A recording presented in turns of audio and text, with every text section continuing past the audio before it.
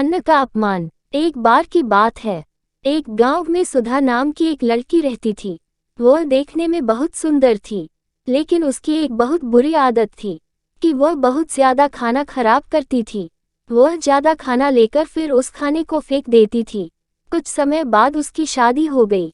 उसकी सास ने सारी जिम्मेदारी उसको दे दी, यहाँ तक कि तिजोरी की चाबी भी। उन्होंने उसको सब कुछ सौंपते हुए कहा कि अब तक वह घर बहुत अच्छे से चलाती थी, अब से उसको घर चलाना है। सुधा ने अपनी सास की बात को मान लिया। अब से वही घर चलाती थी। इसके बाद से वह अपने पति से बार बार कभी चीनी, कभी चावल और कभी दाल मंगवाती रहती थी। जब उसकी सास को इस बारे में पता चला तो वह सुधा को बोली कि तुम महीने भर का राशन एक बार में क्यों नहीं मंगवाती। सुधा ने बताया कि वह सारा राशन एक साथ मंगवाती हूँ, लेकिन वह कम पड़ जाता है। ये सुनने के बाद सुधा की सास ने ये पता लगाने की कोशिश की कि राशन कहाँ जाता है। अब उसने रसोई में थोड़ी नज़र रखनी शुरू कर दी। कुछ दिन रसोई में देखने पर उसको पता चला कि सुधा बहुत ज़्यादा खाना बनाती थी, जिससे बहुत सारा खाना फ्रिज में ही रखा रहता था। उसने सुधा को खाने की अहमियत के बारे में सिखाने की सोची।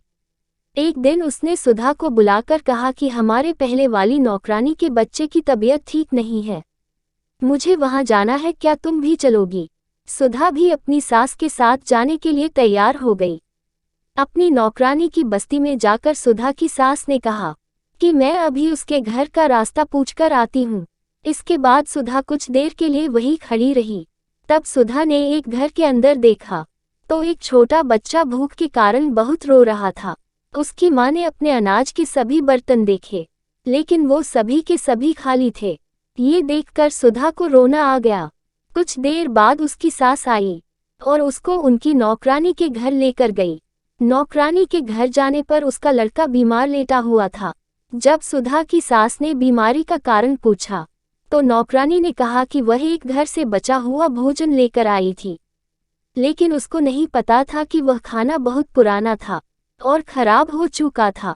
उसने वह खाना अपने बेटे को खिला दिया, जिससे उसके बेटे की तबीयत बहुत ज़्यादा खराब हो गई थी। ये कहकर वह रोने लगी। कुछ देर के बाद सुधा और उसकी सास अपने घर आ गए। घर आने पर सुधा अपनी सास के गले लगकर बहुत रोने लगी।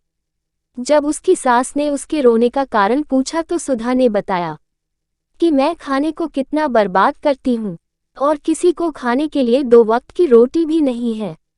उसने इतना भी कहा कि अब से वह खाने को कभी बर्बाद नहीं करेगी। सुधा को खाने की कीमत महसूस होने पर उसकी सास बहुत खुश हुई।